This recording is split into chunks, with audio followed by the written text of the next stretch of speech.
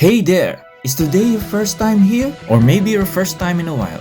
If so, maybe you're wondering exactly who we are and what this church is all about. Well, we'd like you to know that we're a group of ordinary people who are on an amazing journey together, following Christ. Our guide is the Bible because it's the divinely inspired Word of God and it will never take us in the wrong direction. Along the way, we hope you'll see that we are welcoming and spiritually passionate and that getting to know you is a big deal to us. We know that the road is rough sometimes, but we'll work really hard to bring you practical and relevant messages to equip and encourage you through life's ups and downs. We want you to know that we care about this community, and we believe that it's our job to make it a better place. So, no matter who you are or where you've been, we're glad you are with us today, and we hope that you'll join us in our journey, following Christ and living out His plan for us. So, welcome to church.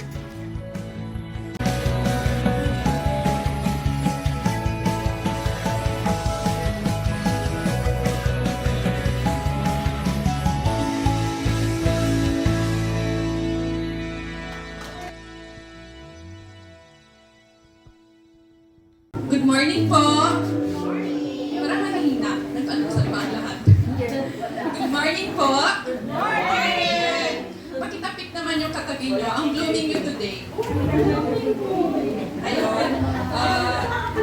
Welcome back po Tita Menching dito sa ating bahay-sambahan. Ayan.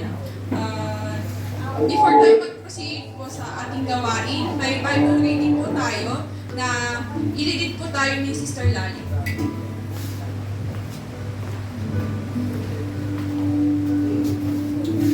Sige po, upo lang kayo. Sundan niyo po ako. Ang babasahin natin chapter ay ang pangangaral sa English na Ecclesiastes.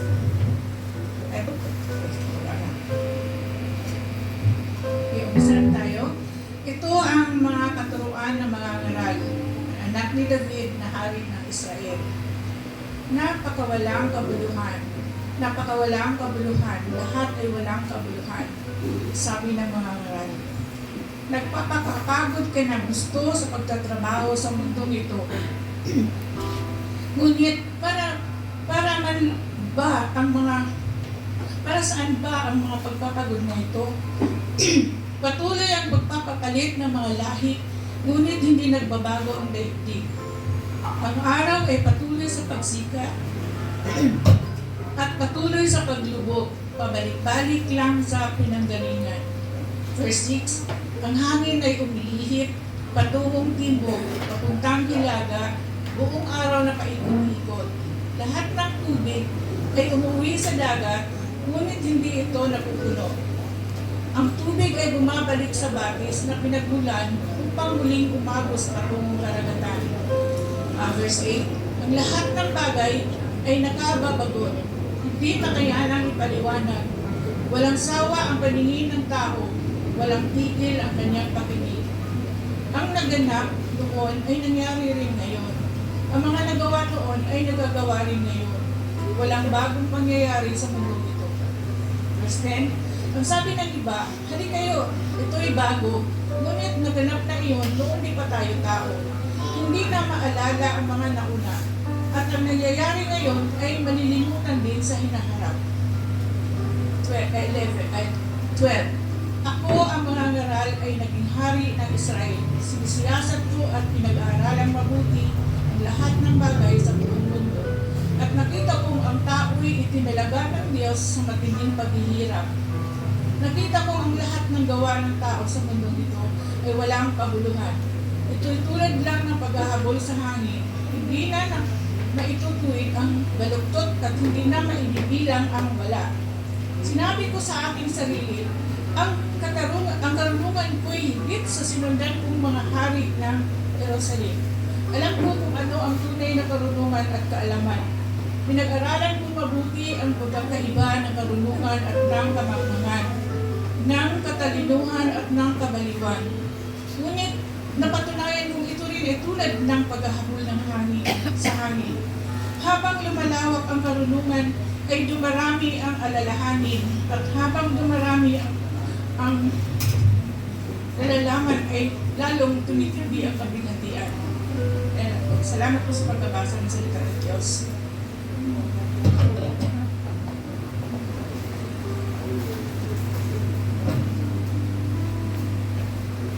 May request po na mag-group po tayo in A4 para sa monthly prayer concern po natin.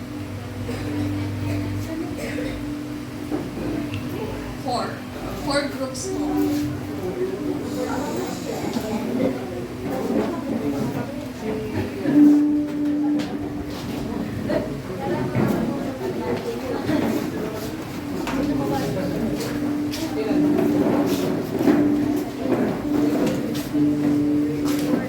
So, ang ipag-pray po natin, number 1 po, pray for the Holy Land Israel, pray for the Philippines and its government, pray for all CCTP, churches, pastors, leaders, and members, pray for Katuparan Men's, Women's, Youth, and Children's Ministry po. 7 minutes lang po.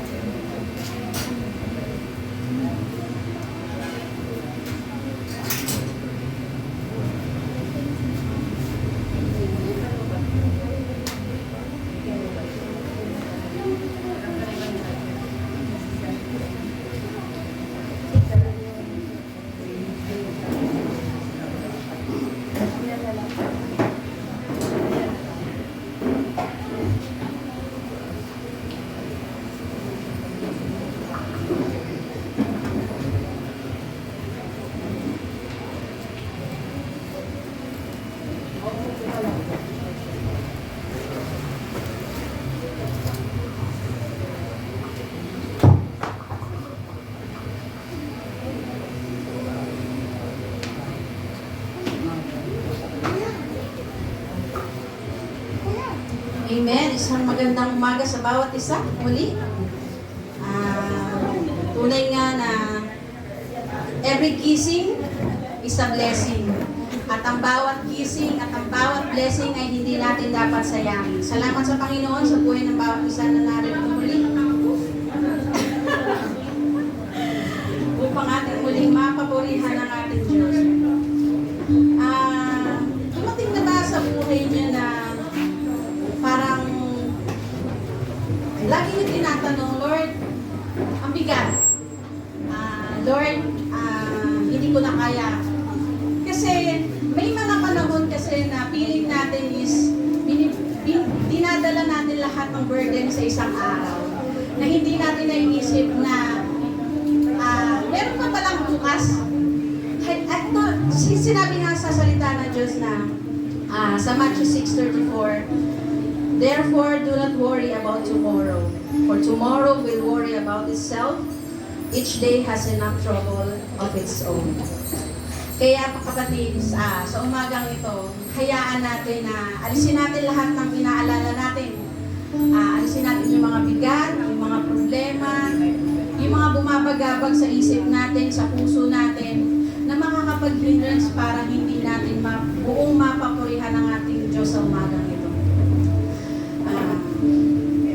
So umagang ito ating awitan ng Panginoon sapagkat ang Diyos ay dakila, Panginoon sa ating buhay.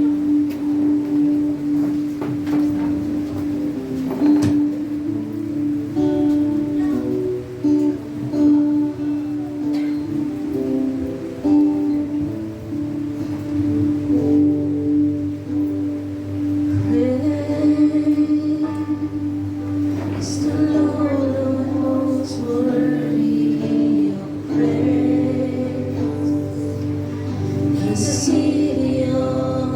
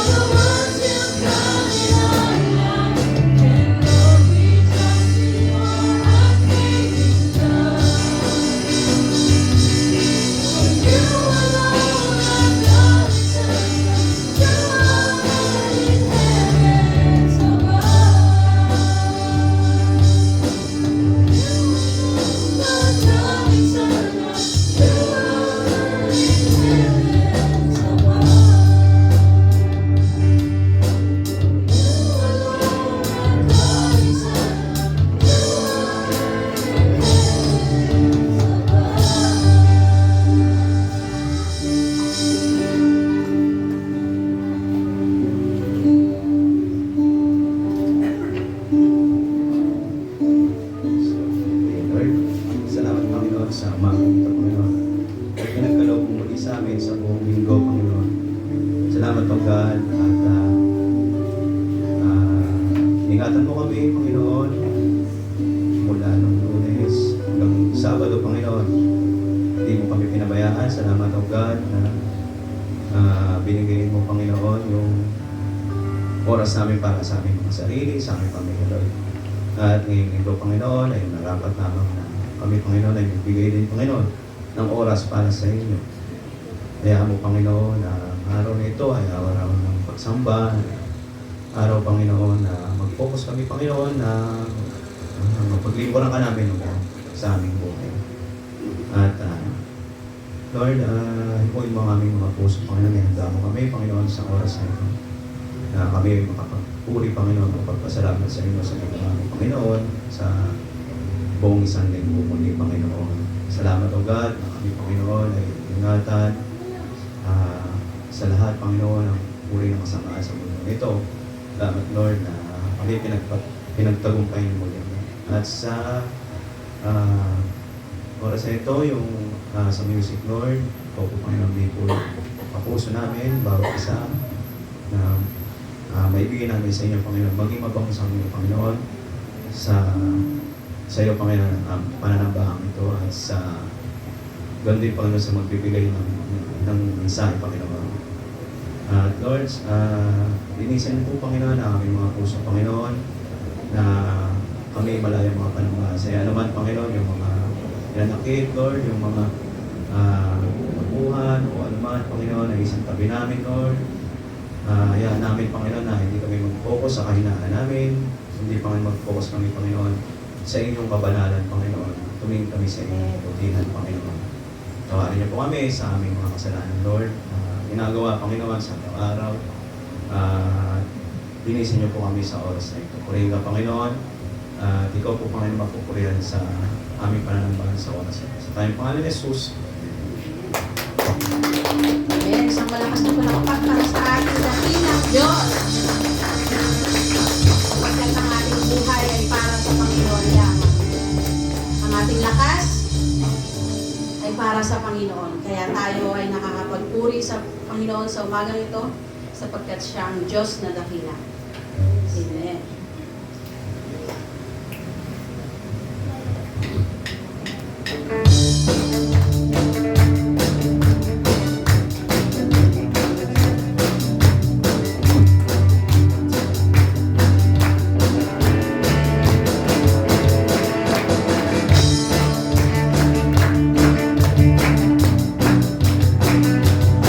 Tayo po niyang palakpak sa Panginoon.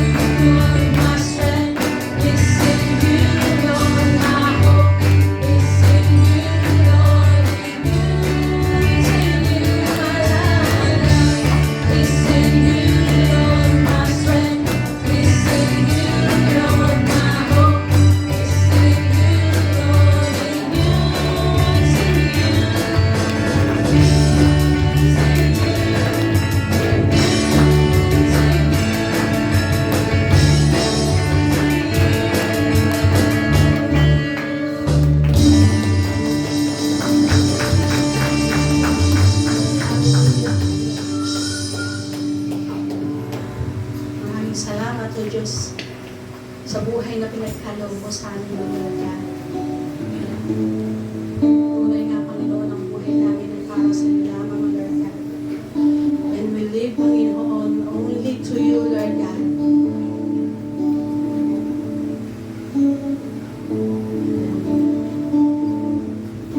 Natilapitan ang ating Diyos.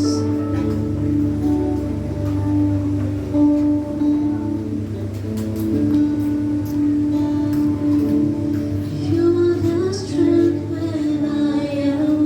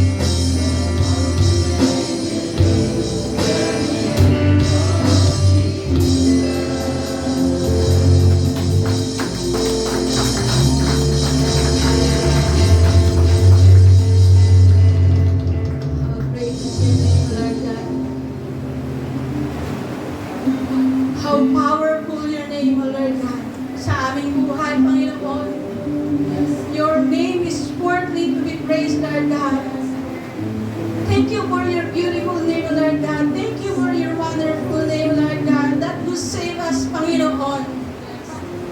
Salamat po, Diyos, for all that we have, Panginoon. Wala kami kahit anong pag-aari, O Diyos. Wala kami kahit anong may pagmamalaki, Panginoon, sa iyong harapan.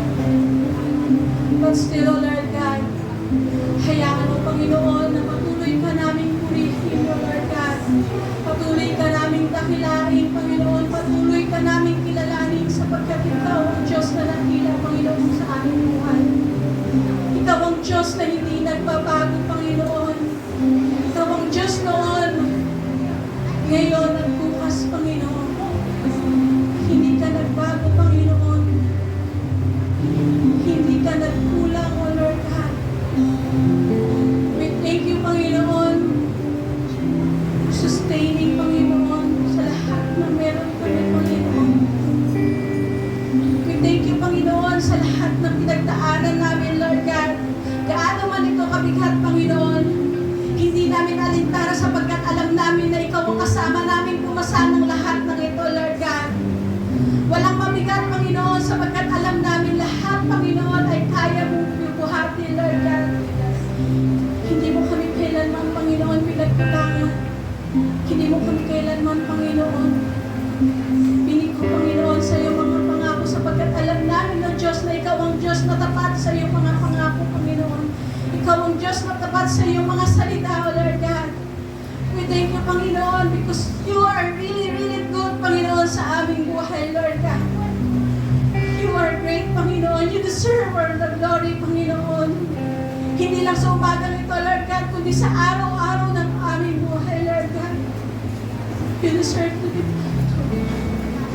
You deserve all the glory, Lord God. We thank you, Panginoon. Hindi mo, Panginoon, deserve na mapako sa krus ng Kalbaryo, Panginoon. But we thank you, Panginoon, because you save us, Panginoon, from all our sin, Lord God. Kami ang dapat nandiyan, Panginoon. But thank you, Lord God, because your love and mercy, Panginoon, ay handa ka, Panginoon, na akuin, Panginoon, ang mga kasalanan namin, O Lord God. Salamat, Panginoon. Sa lahat, Panginoon, na pinagkaloob mo sa aming buhay, Lord God. We declare victory upon victory, Panginoon, sa aming buhay. Blessing upon blessing, Panginoon, sa buhay ng bawat isa, Lord God. We thank you, Lord God. Thank you, Lord God, because you are powerful, Panginoon. You are wonderful, O Lord God. Lahat, Panginoon, na nilikha mo, Panginoon, ay yung kawangis, Panginoon, walang kapintasan, O Lord God. We thank you, Panginoon, sa lahat ng meron kami, Lord God. Muli, Panginoon, ay tinataas namin, Panginoon, at tinatakila, Panginoon, ng iyong ngalan sa umagang ito. Maraming salamat, Lord God. In Jesus' mighty name, amen.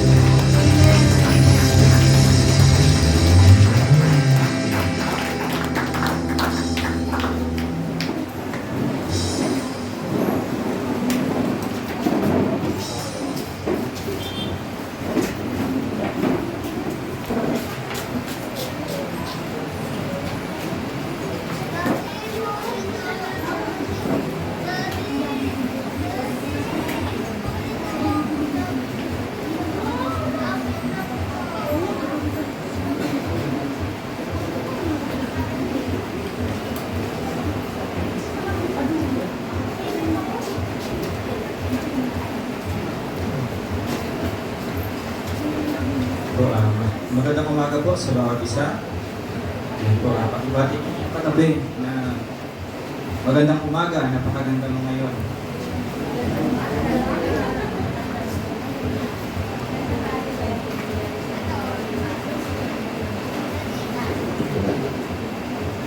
Sadyang mabuti po ang ating Panginoon kasi sa kabila po ng mga pangyayari po sa ating mundo ay pinakita ng Diyos kung gaano siya makapangyarihan, kung paano po siya kumikilos, kung sino po siya sa ating mga buhay. Kaya ngayong umaga po ay patuloy natin pinag-uusapan yung ating series po yung ating preaching series, Kingdom Revealed. Ayan po. Ang focus nito ay yung compassion, yung power at yung glory po ng ating Panginoong Jesucristo.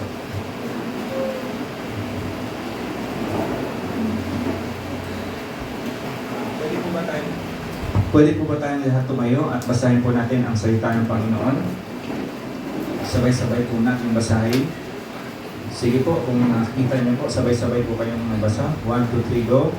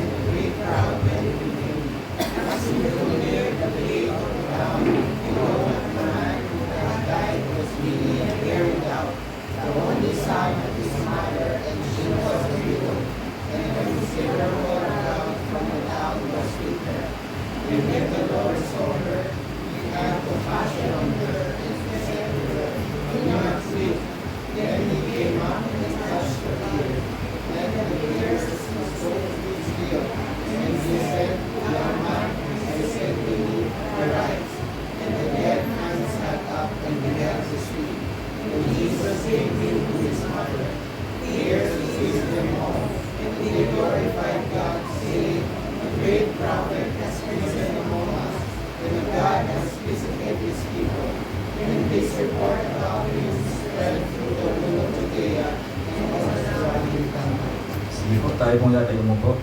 Manalangin tayo. Dakilang Diyos, salamat po sa salita mo, Panginoon, sa umaga ito. Hayaan mo na patuloy ang pangungusap mo sa bawat isa sa amin. Makita, Panginoon, how compassionate you are, kung how powerful you are, Panginoon, sa buhay namin, Panginoon. Maging dito, Panginoon, sa anak ng isang balok, Panginoon, pinakita mo kung gaano kakatapat, Panginoon. Hayaan mo, Diyos, na makita namin, Panginoon, sa mga imposibleng kaparaanan, Panginoon, na hindi namin kaya, Panginoon, maalintan, Panginoon, kung gaano kakabuti, kung gaano kakadakila, Panginoon. Ipakita mo, Panginoon, na Ikaw ang Diyos, nag-iisang Diyos, na kahit, Panginoon, ang patay ay kaya mong buhay. Lord, sa umagang ito, patuloy, Panginoon, ang pagsama ng iyong banal na Espiritu, Panginoon, manahan sa bawat isa sa amin. Bigyan niyo po kami ng karunungan, Panginoon, na mula sa iyong kalangitan. Ito po ang dalangin sa pangalan ni Jesus. Amen. Amen. Sige po, ayan po, magandang umaga po sa bawat isa. And medyo may ano pa po ako may parang jet lag po kasi last Sunday po ay nag-preach po ako sa Davao. Medyo nanibago ako kasi ay nagbibisaya po ako dun kaya hindi ko po parang nag-preach po ako sa Davao. Nakita ko yung mga mukha ng taga-Katuparan. Sabi niya pa, nasa Katuparan ba ako? Tapos nagbibisaya ako kasi talagang kailangan po kasi medyo challenging po sa kanila ang umintindi po ng Tagalog. So, meron akong script na nakabisaya din kasi lisod kayo, lisod kayo pag kung mo-preach kang Bisaya, lisod kayo, paminawon, mahirap intindihin siguro pag tayo po. So ngayon po ay salamat sa Panginoon sa patuloy na paggamit niya. Ang ito pong topic po natin, ito po yung patungkol po ito sa isang biyuda na meron po siyang isang anak. Yung biyuda po nito ay may siyang isang anak na lalaki. Nasaan na po? Nasa kabaong na po siya. Basahin po natin yung sa Tagalog. Ulitin na po natin sabay. Sa basahin po ng sabay-sabay. 1, 2, 3. Sige po, laksan po.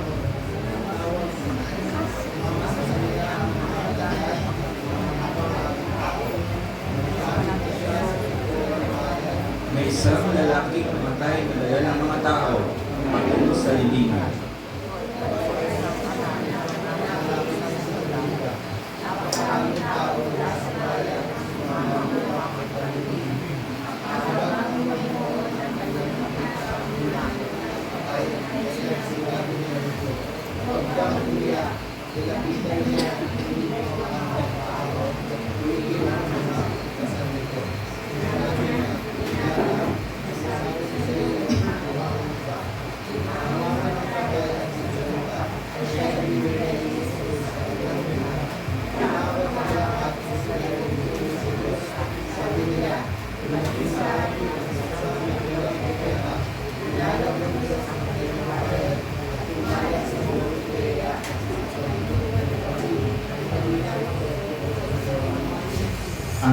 purihin ang Panginoon sa kanyang pong salita sa umagang ito.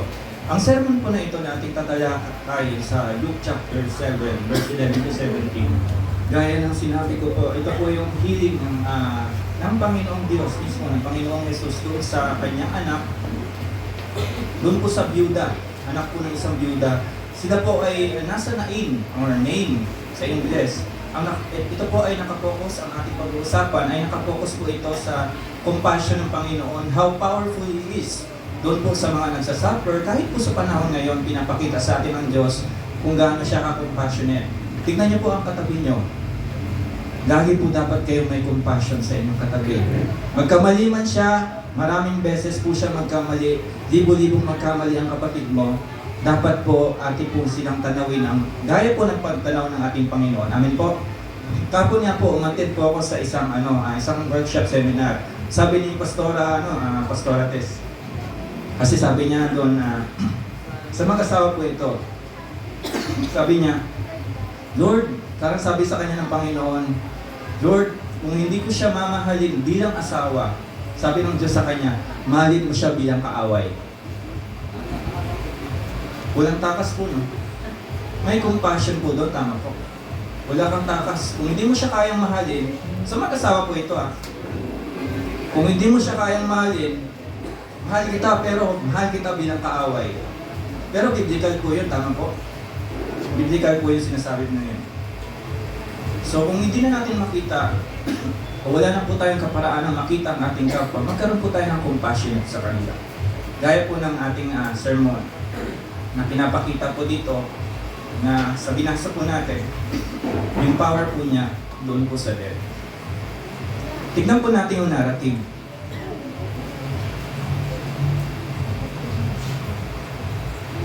Ayan po.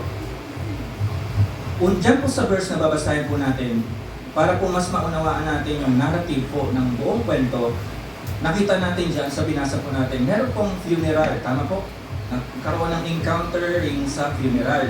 And si Jesus po at yung mga crowd, nagpunta po sila sa Nain. At the same time, na kung saan ay they meet the funeral procession. Meron ang procession. Kung kailan namatay, nandun na rin po, meron. Ganun po kabilis eh. Kung kailan namatay, meron po kaagad funeral procession doon sa yaman. So siya po ay isang anak ng isang byuda. Pangalawa, nandun po yung compassion. Nandun po yung compassion ng Panginoon at nakita po ng Panginoon na yung weeping mother, umiyak si yung mother, yung byuda, nakita niya yung weeping mother, he is deeply moved doon po sa babaeng byuda. Ganun po ang pagmamahal ng Diyos. And nakita rin po natin sa number 3, a command to not weep. Jesus tells the woman na huwag kang umiyak, indicating this intention para po siya ay tulungan. Sabi ng Panginoong Jesus sa byuda, huwag kang umiyak kasi meron siyang plano at may gagawin po siya. At yung pang-apat, yung miracle po. Na kung saan, hinawakan niya po yung bear. Yung bear po, yung patungan ng kabaong. Yun po yung bear, yung may apat na sa ilalim. Yun po yung bear. Hinawakan po yun ng ating Panginoong Jesus, yung kabaong o yung hapar. At nagkaroon po ng miracle. Na kung saan, yung lalaki ay bumangon po siya. Ang intention po dito ng Panginoon ay may stop po yung procession, yung funeral procession po. At kinuman niya po doon, sinabi po mismo sa salita ng Panginoon, rise, tumayo ka. Medyo mahirap po sa panahon po natin, no? Tayo po ay merong funeral procession, pero grabe, no? Pag may mga ganon, habang meron tayong funeral service siguro, tapos sabihin natin, tumayo ka, parang napakatindi po siguro, no? Pero grabe, magugulat po siguro tayo pag tumayo nga, no? pero grabe po ang kapangyarihan ng Panginoon. Dahil siya naman po talaga ay Diyos. 100% man, 100% God.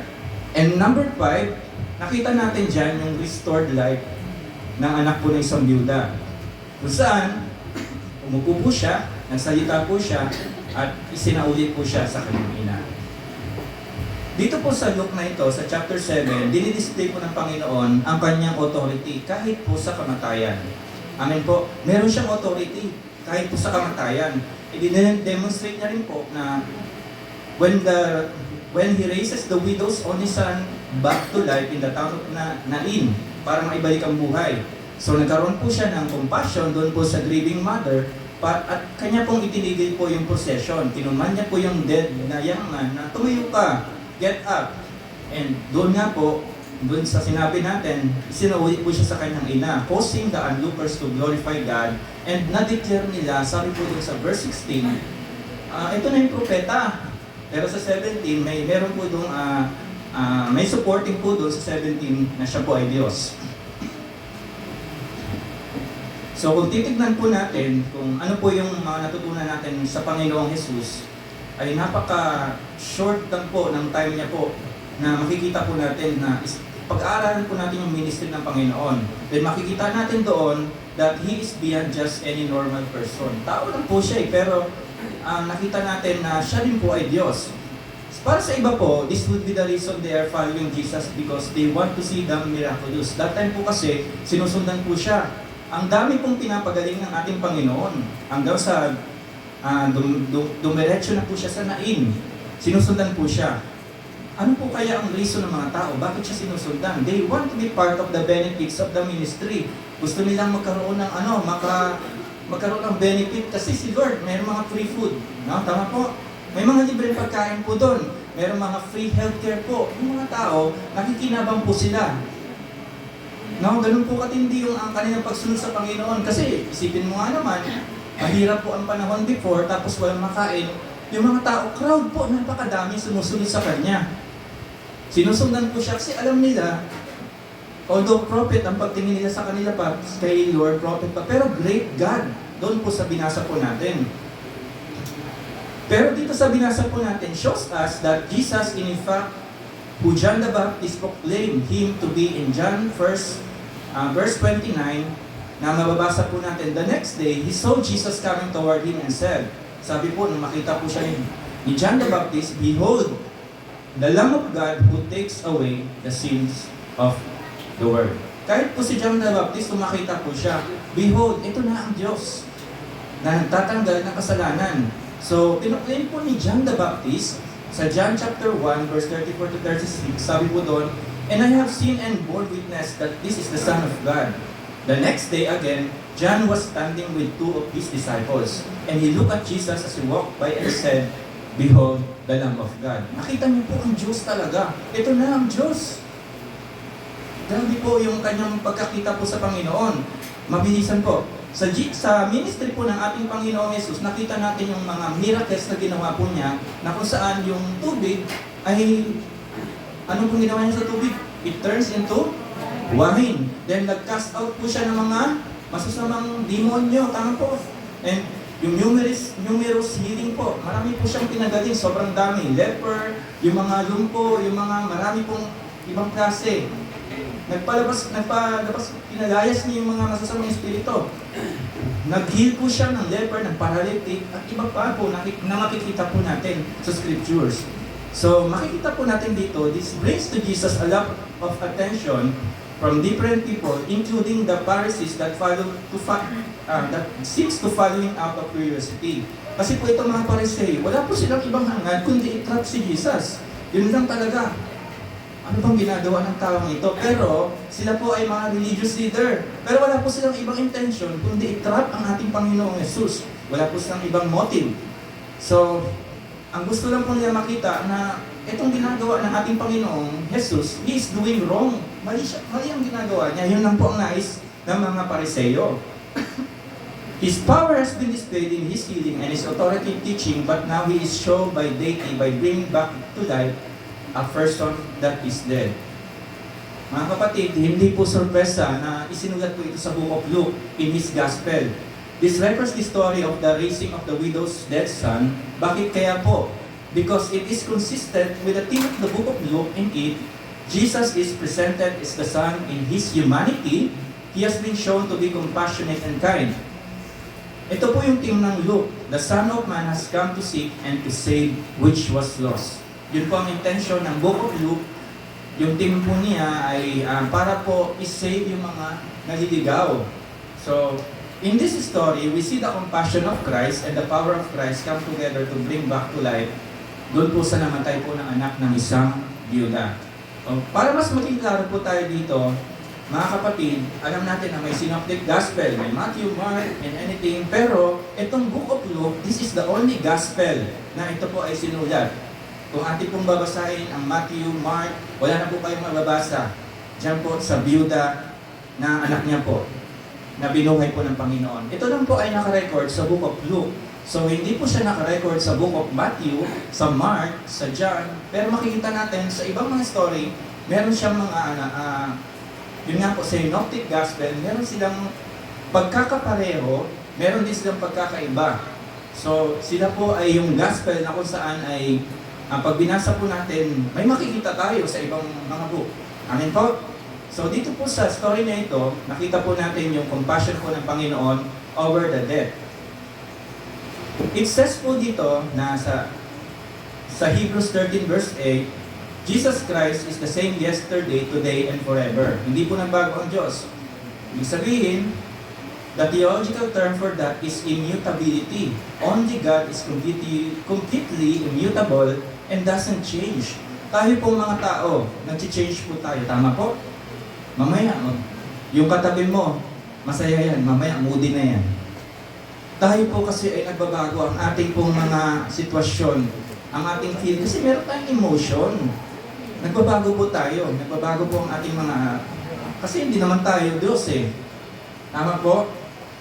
Hindi mo alam, yung katabi mo, gutom lang pala. Gusto lang pala bilhan ng French fries, ng McDo. Yun lang pala yun, pagkakamuli niya. So yun po yun. So nagbabago po tayo, pero ang Diyos po ay hindi po nagbabago. We change, but God never changes. So the same Jesus who raised Jairus' daughter, who raised Lazarus, and who raised the widow's son, is alive today. He has the same compassion, the same power, the same care, and the same ability to save us and to deliver us. So ngayon, titignan po natin dito po sa ating first point po natin. Sabay-sabay nga po natin basahin in 1, 2, 3, go!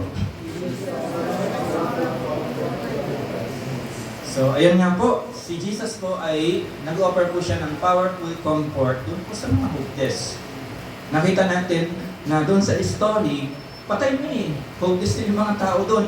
Patay na yung bata. Kung sa taong pamamaraan po, hopeless na sila kasi wala na silang ibang wala na ba silang ibang nakikita, kundi po idiretso na po siya sa ilalim. Sa yungi po sa living na po siya, wala na po. Pero po itong ating Panginoong Jesus, nag-offer po siya ng powerful comfort doon po sa mga hopeless po. So, tignan po natin yung verse 11 to 13. Sabay-sabay niya po niya basahin. 1, 2, 3, go!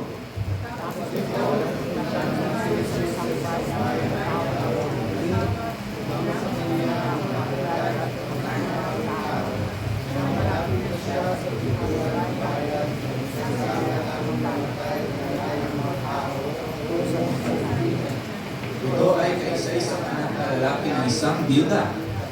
Napakaraming tao mula sa bayan na sumama upang makipaglibing.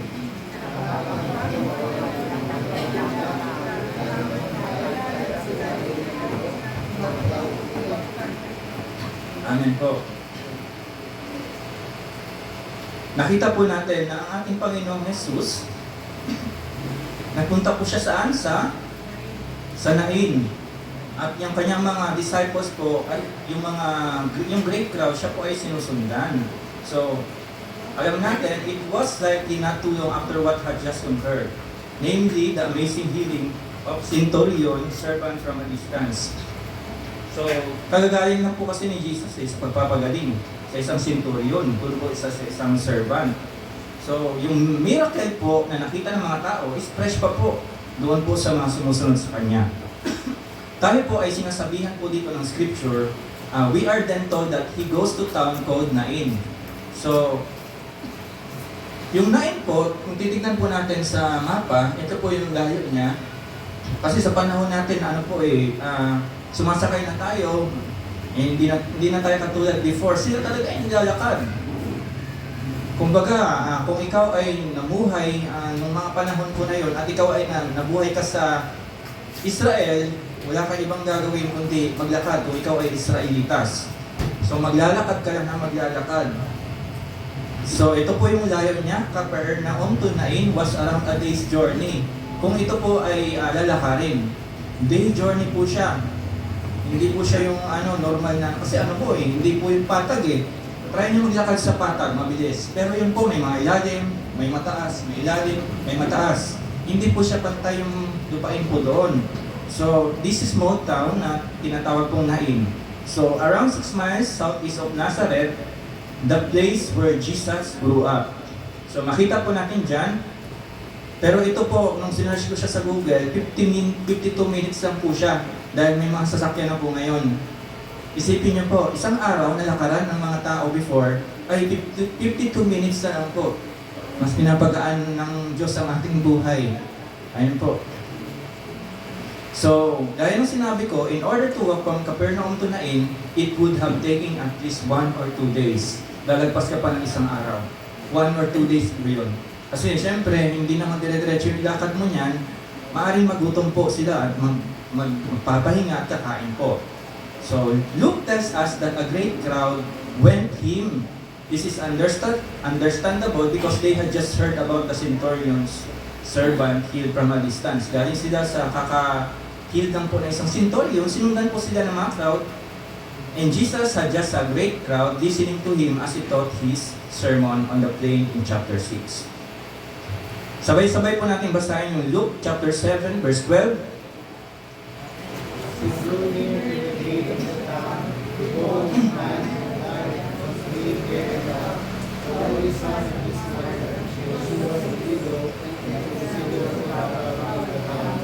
Okay po.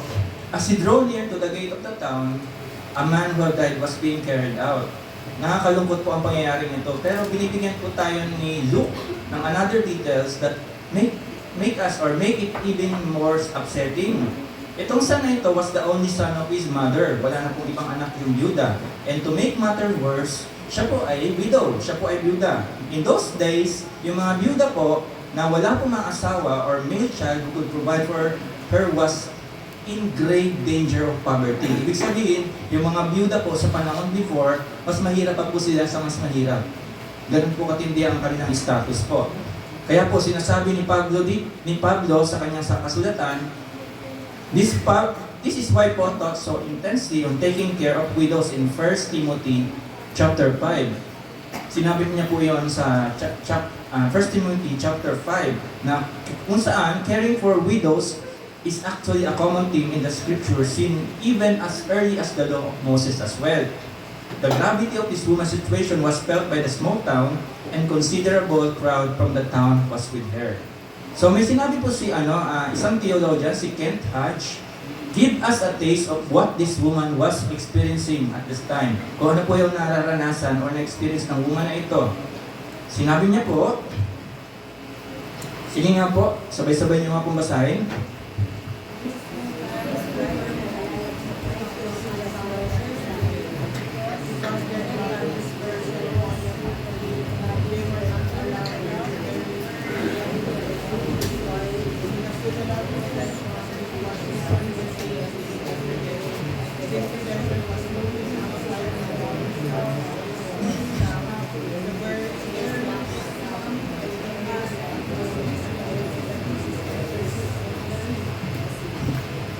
Ayan po. So, sinasabi nga po dito na meron pong funeral procession na kung saan, same day po.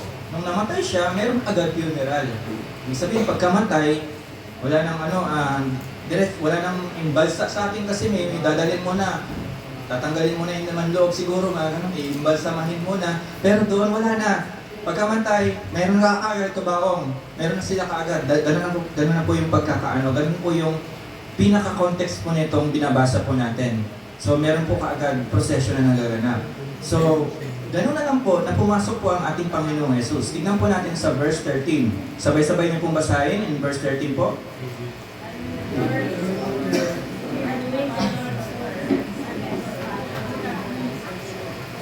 Ayan po, nung makita siya, huwag kang iiyak. Yun po ang sinabi ng Panginoon.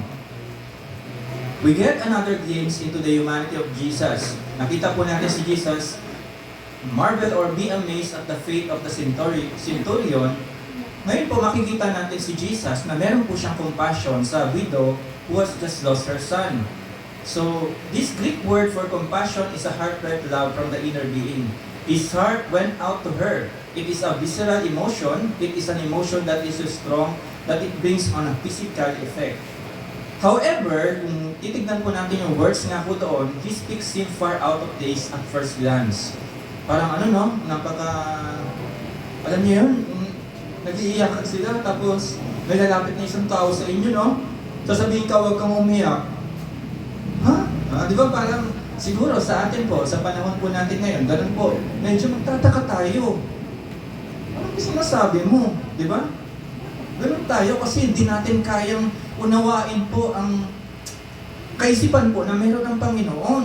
Pumasok po siya, sinabi niya, huwag kang umiyak. Do not weep.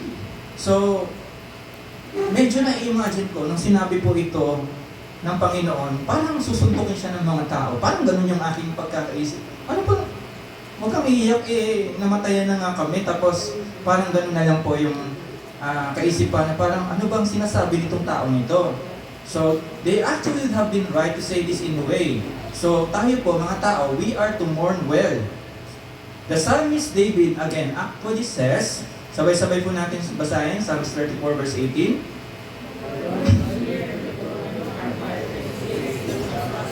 Okay po. Sinasabi po dyan na malapit ang Panginoon sa mga broken-hearted and crushed in spirit. Even Jesus wept doon po sa John 11:35. Umiyak rin naman po si Jesus eh. But Jesus knows something that no one else present does. This is not the time for weeping. Hindi ito ang panahon para umiyak. Ngayon, titignan po natin yung last point po natin, yung pangalawa. Number 2, sabay-sabay po natin basahin. So, meron pong hopeless kanina, hopeless sila dahil yung namatay, parang wala na silang pag-asa. Ganun na lang nakita nila. Ito naman, nag-offer ang ating Panginoon sa 14 to 17 ng powerful comfort doon naman sa mga helpless. Kasi yung mga tao doon, in short, helpless talaga sila. So, sabay-sabay po natin basahin yung 14 to 17. Sige po.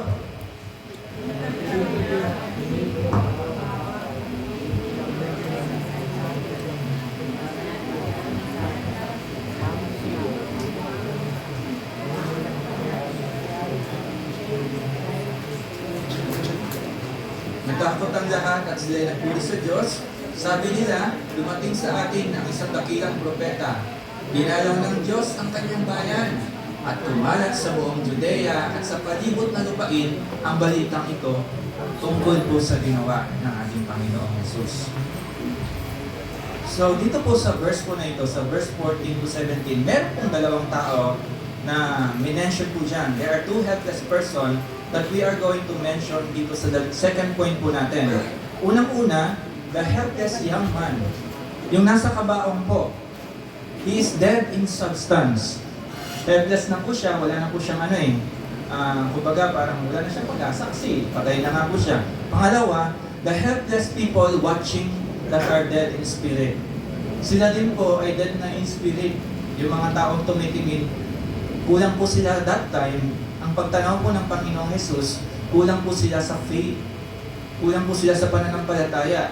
Kasi patay na yan, wala na.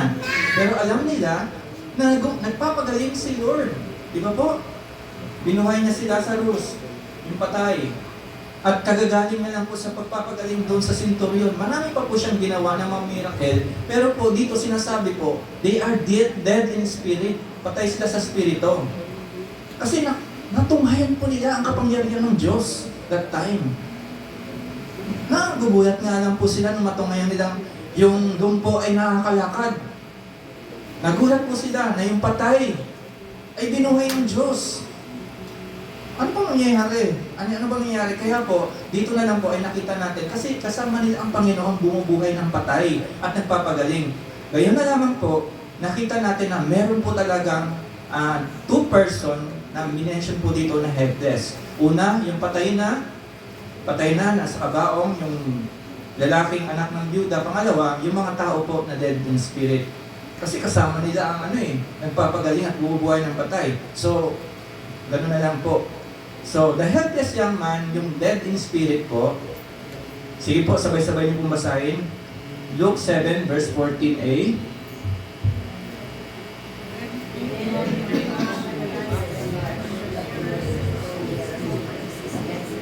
Ayan po. Hinawakan niya po yung beer. Ayan po. So, mag-stop po tayo dito sa verse 14 for a moment po. At this point, in our account, this young man is dead. Patay na talaga siya kung titignan po natin. Pero, i-state ko po dito that he is dead in substance. Meaning, it is substantial that he is dead. His body is lies still. Ibig sabihin, hindi na po siya humihinga. At yung kanyang puso ay hindi na po nagbibeat. Or he is utterly helpless. There is actually no one in this account that is more helpless than this man right now. Wala na pong iba, kundi itong person na ito, ng anak po ng byuda. Kahit po yung yung nanay seemingly has more hope. Meron pa siyang hope than this man who lies dead on his bed, which is a stretcher of sorts, like wrapped it up in a clothes. But just when all seem hopeless and helpless for the mother, and most certainly for this young man, dito na po, nag-step in po ang ating Panginoon. Hopeless ang situation ng someone, nagkaroon po na nag-step po ang ating Panginoong Jesus. So, Jesus steps into the situation. So, ngayon po ay expound po natin ng kakaunti. Unang-una, gaya po ng sinabi po dyan sa verse po na yan, Jesus touched the bear. Tama po? Hinawakan po ni Panginoong Jesus yung bear. Tama? So, alam niyo po, kapag hinawakan po ng sa Jewish culture, ito po ay big deal. Kapag hinahawakan po yung bear, yung kabaong, yung patay, medyo sa kultura po nila, medyo big deal po ito.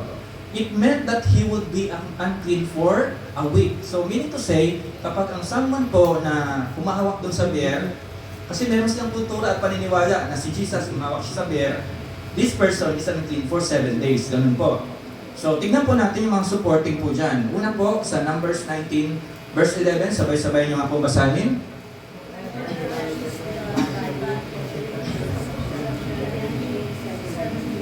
Okay po, yung Numbers, naman po, 19 verse 16, sabay-sabay po natin basahin.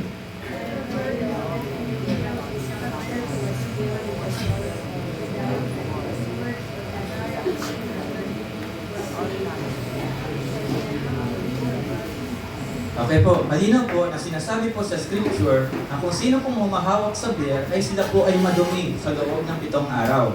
So, itong mga tao po na ito, they probably didn't know what to do at that time. Hindi nila alam ang gagawin. Dahil his holy and renowned rabbi just touched an unclean thing in front of them, hinawakan.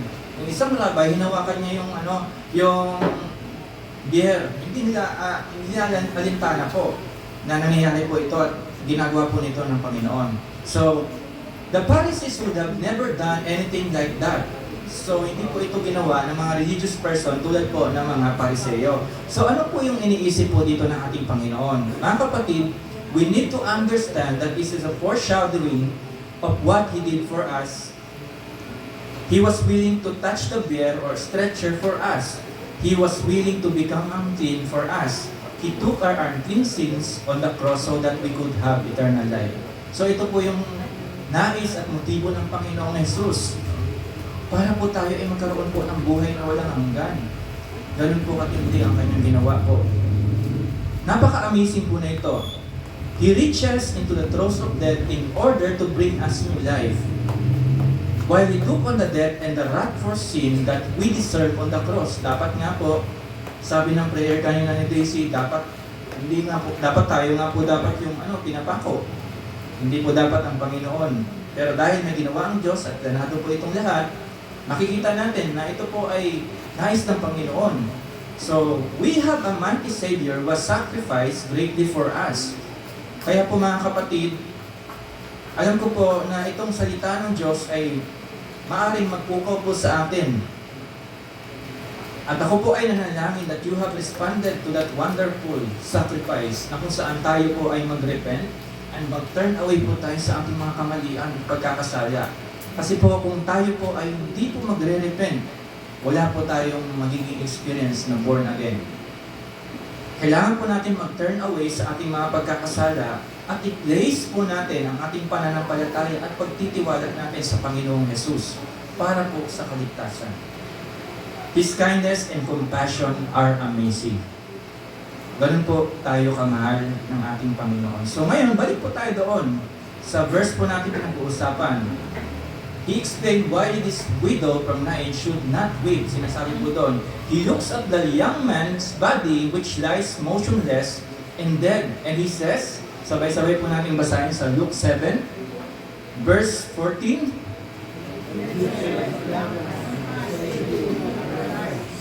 Okay po.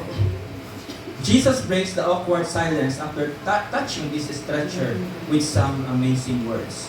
Sinasabi niya po doon, young man, I say to you, arise. Ito po ay command ng Panginoon. He has literally just told a dead person to rise. Medyo ba hirap po yun? Pero dahil siya ay Diyos, kaya niyang buhayin kahit po ang patay. At hindi po ito typical na command na maririnig po natin kahit sa panahon po natin ngayon. Isipin niyo nga po, di ba? Kung tayo ay may pananampalataya, kahit nga po, mustasa lang po, pero sasabihin natin sa kabaong, bumangon ka. Pero napaka-imposible sa ating mga tao. Pero dahil po kailangan natin ng pananampalataya. Pero sa panahon kasi nila, dahil po nakita nila ang kapangyarihan ng Diyos, at siya talaga ay nagpapagaling that time, sunod-sunod ang pinapagaling niya. So, makikita po natin that His resurrection power needed only His word. Salita niya lang po. It is the compassion and powerful comfort of Jesus Christ that provides this miracle. There is not glory or credit or given to anyone other than Christ for this. This mother did not ask him for this. The son obviously wasn't able to ask him for this. Mga kapatid, kapag ang simple person ay niresurrect po ng ating Panginoon from spiritual death to spiritual life, He does it by His great glory and power. We must repent and believe.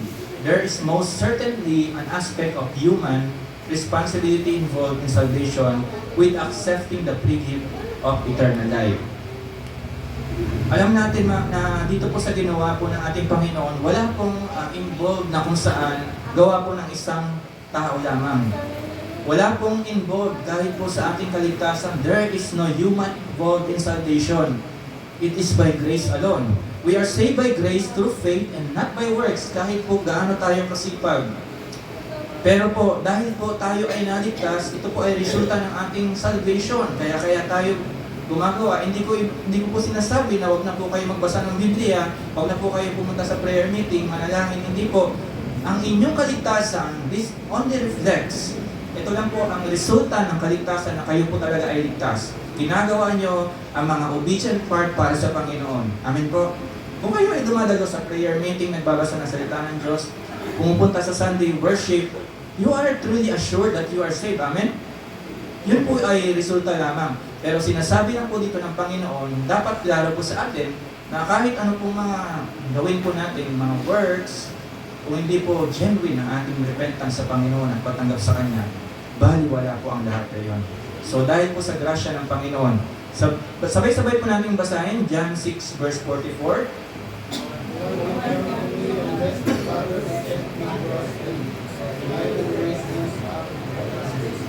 Amen. Next po is John 6 verse 65.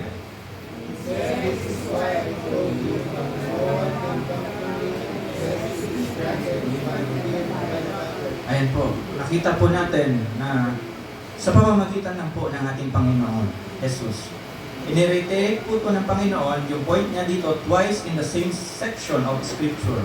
Hindi po natin pinili ang Diyos, kundi po ang pumili po sa atin ay ang Diyos. We must respond in repentance and faith, but we must see that God is sovereign and kind and loving. And we must see that we are saved, not based on our merit, or doon po sa work na ginagawa po natin, but only of Christ's wondrous grace and mercy. This young man that was raised and his mother were no more special than others in their day, but it was that God sovereignly chose to act in that place, and at that time, think about the wonderful providence of God of this account. Tignan niyo lang po kung gaano po kadakila ang ating Panginoon.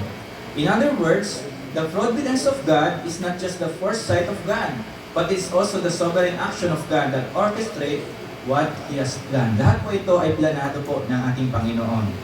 Sabay-sabay po rin natin basahin yung Luke 7 verse 15.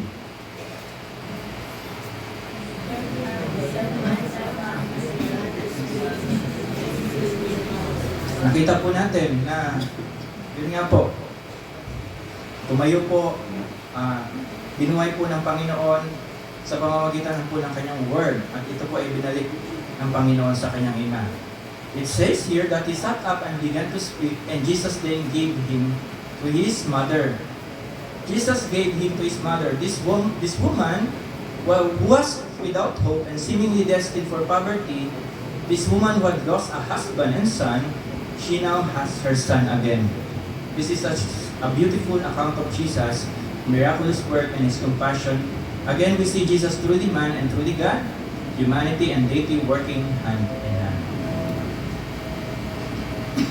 Nakita po natin yung powerful po na in-offer ng ating Panginoon. Yung comfort na meron po siya by resurrecting a dead man, was helpless and comforting his mother, was hopeless, and finally, we see Jesus offer powerful comfort to the people watching who are dead in spirit. So yung pangalawa po natin, the helpless people watching that are dead in spirit, in verse 16 to 17. Sige po, sabay-sabay po natin basahin yung Luke 7, verse 16.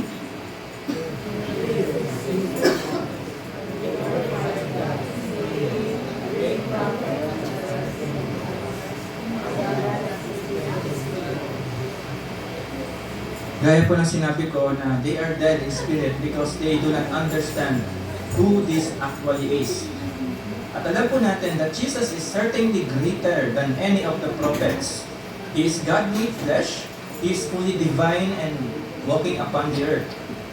Dito po sa reference na ito, likely is one of Elijah and Elisha who both raised a dead person through the power of God na makikita po natin sa 1 Kings chapter 17 verse 17 to 24 at saka sa 2 Kings chapter 4 verse 18 to 36. Yet Jesus is much greater than these great prophets of old. He is God. Jesus did not raise this young man by the power of another. Si Elijah po at si Elisha, wala pa silang power. And they did everything through the power of God. Yet Jesus raised this young man by His own power because He is God. Ang Panginoong Jesus po ay nagpapakita ng kindness po sa mga crowd who doesn't understand kung sino pa talaga siya at ano ang kaya niyang gawin. Nagpapatuloy po siyang magturo ng accurate understanding kung ano nga ba ang kanyang deity throughout po sa kanyang ministry. However, many still do not understand until after He dies on the cross and resurrected. We mentioned their first statement already, but this statement seems closer to the truth. In fact, we could hope that they are meant that Jesus is Emmanuel. Na ibig sabihin, God is with us. So, pupunta po tayo sa last verse. Sabay-sabay po natin basahin yung Luke 7 verse 17.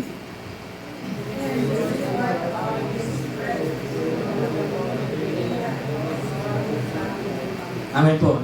Yung pangyayari po ito ay talagang nag-spread po. Hanggat ngayon po sa atin ay nalaman po natin. Mga kapatid, they went out and told everyone they knew about what happened. Naunawaan po ba natin ito? These people who don't realize that Jesus is the Son of God. Siya po ay Messiah, God made flesh, have just gone out and told just about every person they knew about Him. Kaya po, ang report pa ito ay nag-spread po na parang isang wildfire. Obviously po, as we mentioned, salvation belongs to God. We cannot save anyone. We can give the best and most persuasive gospel message ever and may not see someone come to Christ. Pwede tayo magpadala ng mga pwede tayo mag-share ng gospel, pero hindi sila talaga totoong lumapit sa Panginoon. Magagawa po natin yon. Pero ang kapangyarihan po ng salvation ay tanging sa Panginoon lang.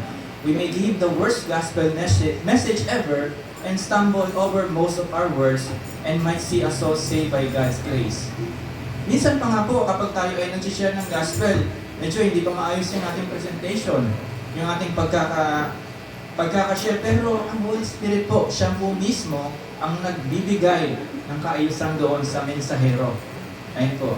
Yung message po mismo, yung power of the God, yung power of the gospel, yun po, ang nagbibigay po ng salvation po. Dahil po sa grace po ng Panginoon, that's because people come to Christ based on two things. They must hear the gospel preached, and God must draw them, as we already mentioned. Mga kapatid, we only have control over one of those options. Pero ang tanong ko po sa inyo, ginagawa niyo po ba ang mga bagay na ito? Are you sharing the gospel? Are you inviting people to Christ, or are you inviting people to church? I pray po na tayo pong lahat ay gamitin po ng Panginoon na sa mga area po na ito. Maaring maliit lang po ang ating iglesia, pero po, kung yan po ang kalooban ng Panginoon na tayo po talaga dito ay magsiksikan para po kayo ay magdala ng Panginoon, gawin po natin yung para lang sa Panginoon. Gawin po natin yung mga bagay na kung saan magbibigay po ng kagugulan sa Panginoon. Kasi po kapag tayo ay dumating sa kapanahunan na tayo ay pumanaw na, may tanong sa inyo ang Panginoon sa bawat isa sa atin. Meron ka bang nasyara ng gospel? Anong may sasagot mo? Meron ka bang nadala sa akin pangalan? Mga kapatid, na unawaan po natin itong mga bagay na ito. Alam natin that inviting someone isn't a guarantee that they are going to come to church. There is a lot of work that we do that no one ever sees. Inviting people to church and sharing the gospel are behind the scene things most of the time. Kaya po, patuloy po tayong magpagamit sa Panginoon. Kung meron po tayong mga kapwa po na talagang hindi po talaga hindi pa po talaga genuine ang kanilang pagsunod sa Panginoon, ang kanilang pagtanggap sa Panginoon, pwede po natin silang tabakin, pwede po natin silang kamustahin, pwede po natin silang i-reach out po.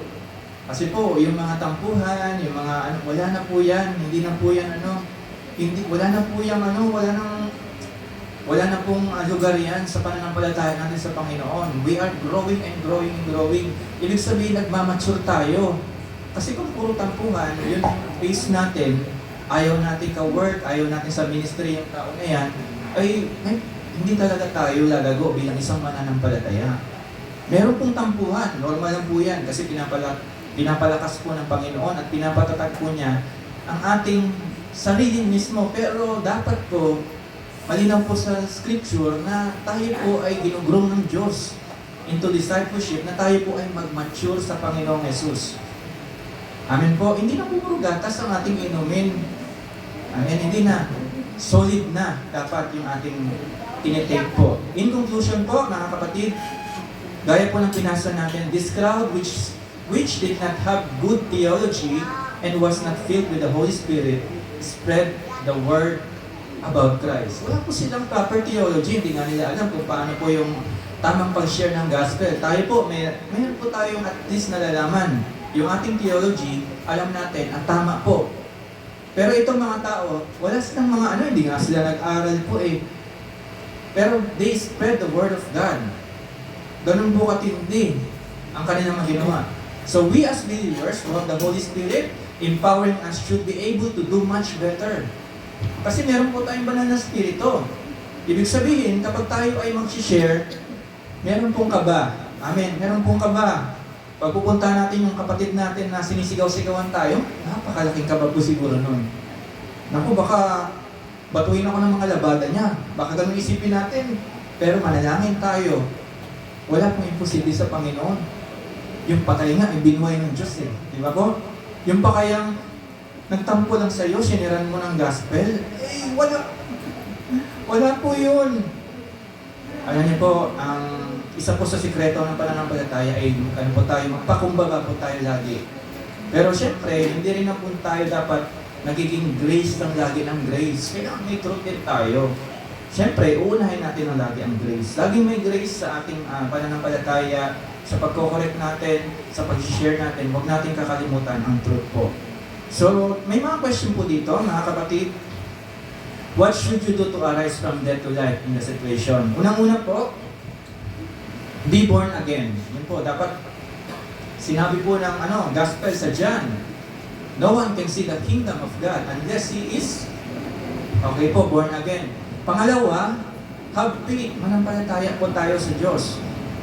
Kasi kapag tayo ay born again na-experience natin yung talagang genuine born again experience po talaga, tayo ay inomold na ayos ng Panginoon into Christ-likeness, magkakaroon po tayo ng pananampalataya sa Diyos.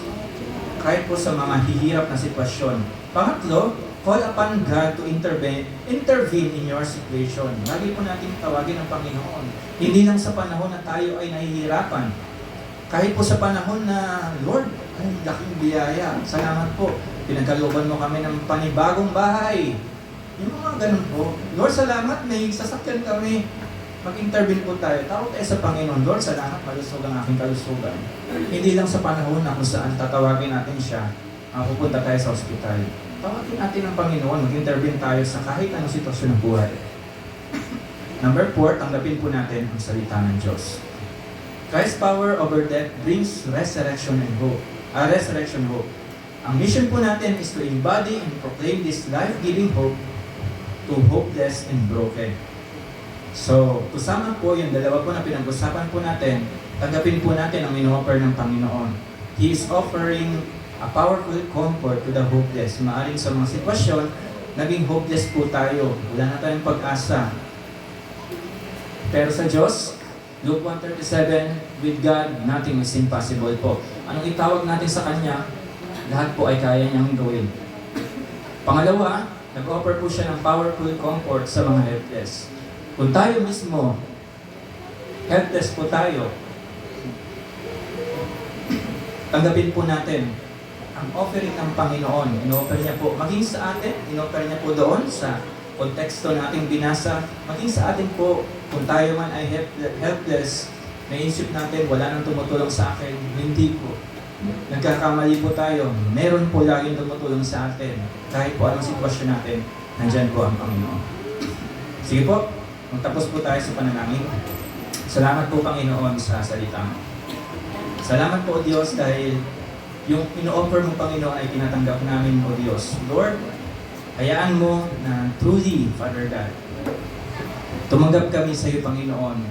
Tanggapin namin Panginoon yung salita mo Panginoon, and we experience the truly born again Panginoon, genuine Panginoon yung aming experience sa iyo Panginoon.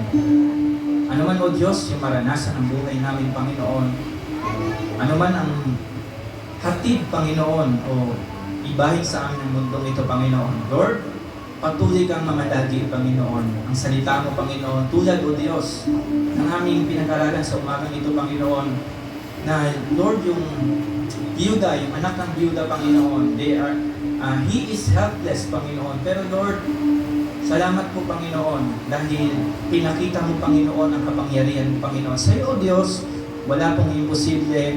Ang kapangyarihan mo Panginoon ay talagang Lord, ang nais namin sa buhay namin Panginoon.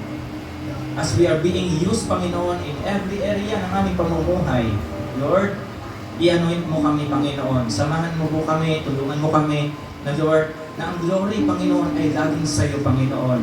Magtagumpay kami sa kahit anong area ng buhay Panginoon. Makita namin, O Diyos, lagi at palagi, Panginoon, na sa iyo lagi ang papuri at karangalan, Panginoon. We are just an instrument na ginagamit mo, Panginoon. Lord, tulungan mo kami, Panginoon. Tulungan mo kami na gamitin, Panginoon, bilang isang daluyan ng pagpapala to share the love comes from you, Panginoon. Lord, ikaw, Panginoon, ang simula.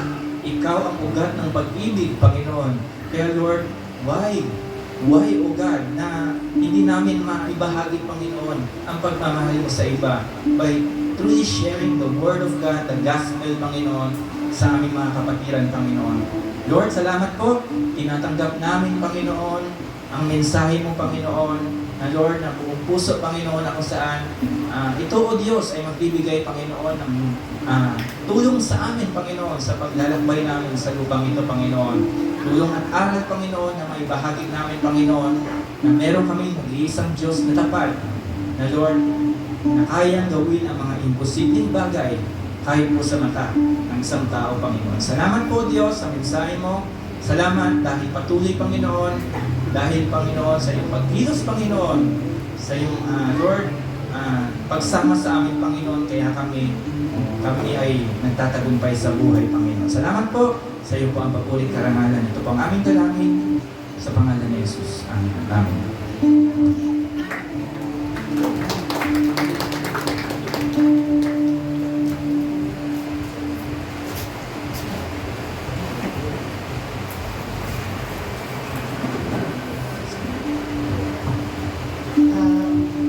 Kanina lang napansin ko. Sabi kasi ni Pastor, praise team. Ano sa catch up in black. Matawa ko dun sa napansin ko. Kaya pala, funeral ang topic.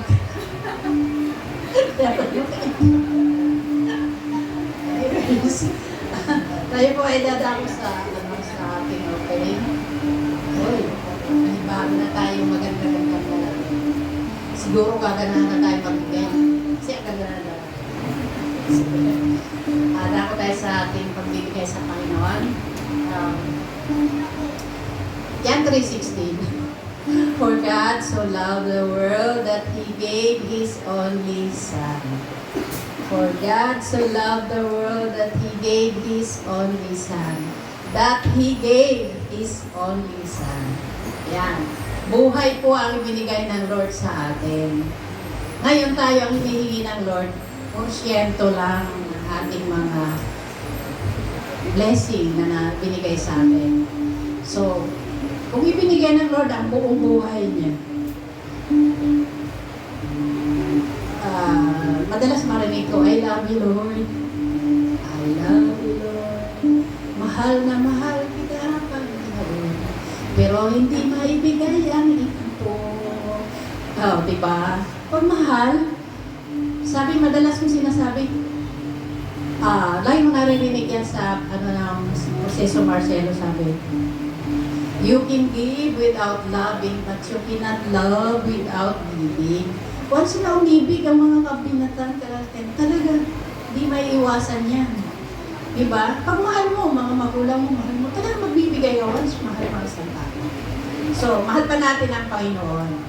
So, diba? Sundin natin sunod tayo sa sinasabi ng Panginoon. God loves a cheerful people. So, lahat tayo nalamin. Dakila at mapagpalang Diyos, maraming salamat po muli sa pagkakataon ito na kami ay makakabahagi, Panginoon, ng iyong gawain sapagkat ang pagbibigay ay isang bahagi dito, Panginoon, ng paglilingkod sa iyo. Ito isang ministry din, Panginoon. Isang bahagi, Panginoon, ng pagpupuri sa iyo, pagsamba. Kaya nga sa oras na ito, Lord, nasamba ka namin sa mga kawitan. Nasamba ka namin, Panginoon, sa papuring awit at maging sa pakikinig namin ng iyong salita. Ngayon, Panginoon, nandito, dumating ng part na kung saan, Panginoon, hindi ay makakapanamban sa iyo sa pamamagitan ng aming pagbibigay, Lord. Kaya dalangin namin, Panginoon, na patuloy mo habang pagpalay ng GHQ family, Panginoon. Lahat pa, O God, na mga miyembro, Diyos, ay sasaganayin mo, Panginoon. Naniniwala kami, Lord, na habang kami, Panginoon, ay nagbibigay sa iyong gawain, kami, Panginoon, ay iyong pagpapalain. Naniniwala kami, Panginoon, sa iyong salita, O Diyos, na sa iyong mga promises, Panginoon. Kaya sa oras na ito, Lord, patuloy namin natin madalangin, maging man, Panginoon, ang mga sources, Panginoon, ng aming mga anak buhay, ano man ito, Lord, ang mga nagtatrabaho, Panginoon, ay dalangin din namin, O Diyos, ang kanilang mga employer, na ito'y patuloy mo rin pagpalain, Panginoon, pang sa ganun ay patuloy sila, Panginoon, makapagbigay ng mga makapagbigay, Panginoon, ng trabaho sa mga walang trabaho, Lord. Kaya dalangin namin sa mga oras na ito, Lord, mapapurihan ka namin sa aming gagawin sa umaga dito, pagpalain mo ang bawat kamay na gagamitin mo, Panginoon, para sa iyong gawain, Panginoon, sa mga oras na ito. Maraming salamat sa iyong mga salita, Panginoon, na aming narinig sa umaga dito. Na tunay, O God, na ikaw ay Diyos na hindi nagbabago, Panginoon. Kung ikaw nagpapagaling noon, Panginoon, ganun na gagawin mo rin sa ngayon, Lord God. Kaya nasa mga oras na ito, Lord God, kaya napapurihan ka namin, tinataas namin, Panginoon, ang aming magbibigay sa oras na ito. Salamat po, pagpalay mo po at bawat isang thank you, Lord. In Jesus' mighty name. Amen. At habang tayo'y lalong ganahan magbigay, tawagan ko si, may magbibigay ng, ayun pala, nakaready na si Teka.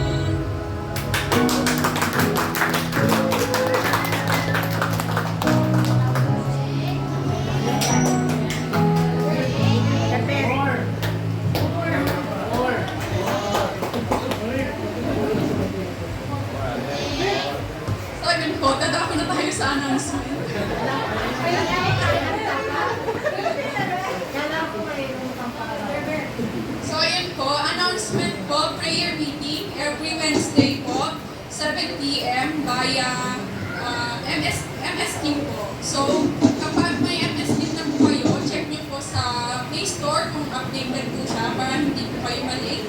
Tapos yung weekly cleaners for church po, ibalik po natin. Kasi sa ate lalim yung, si Tita lalim po lang po yung naglilinis. So, ganyan po yung every week po. Yung Genesis, then Genesis to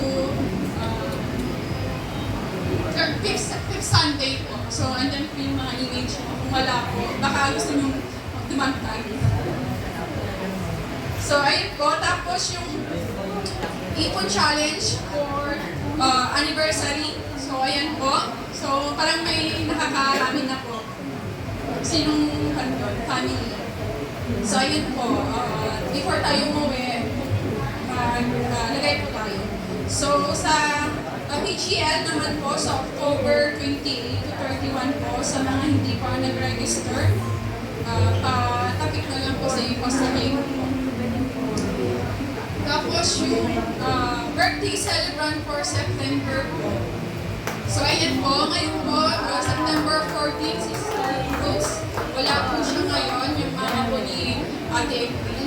Tapos si Tita Lali po sa 24. At si Brother Eddie po. Tayo po ay pumunta dun sa kanila siya. So, ayan po, happy birthday po sa inyo po. And God bless po. Tapos, Praise Team Initiative po, yung ukay po. Yung ukay po, yung mga hindi nyo po nagagamit na pwede pang i-ibenta po, pwede nyo pong ipunta dito para yun po yung gamitin ng fundraising. Tapos yung dishwashing po. So yung dishwashing po, care of ni Tita Beth with yun. Tapos yun, huwag muna daw kayo bumili ng dishwashing. So bar muna. Yan po. Tapos praise team, maiwan po for short meeting. So ayan po. For closing prayer po sa Pastor Ross. Gagawa ngayon ng para may mga kumanood, gagawa tayo ng Ayan. Maganda po pala, no? Kapag during the yung offering, merong may kumakanta. May sabi po doon sa likod, sa next Sunday daw po, sila kakanta. Naka-schedule po. Ayan. Yung dalawa po sa likod, na yung naka-gray at naka-black. So, may CCTV, paki-check niya na lang po. Sige po, tayong lahat ay tumayo at tayo magtapos sa ating panalangin. Mamaya po, meron pong paggawa ng dishwashing. So, kung gusto niyo pong makita kung papaano at makapag-negosyo na rin kayo, ay maiwan po kayo. Ayan. So, mamaya po, after po ng paggawa, pwede na po kayong bumili para naman merong buena mano. Sige po, tayo manalangin. Salamat, Panginoon, sa umagang ito, sa iyong mensahe sa bawat isa sa amin. Lord, truly, your kingdom revealed through us, through your compassion, your power, and your glory. Hayaan mo po, Panginoon, na ito ang maranasan namin, Panginoon, sa buhay namin. Purihin ka, aming Ama, sa pangalan ni Jesus. Amen at amen.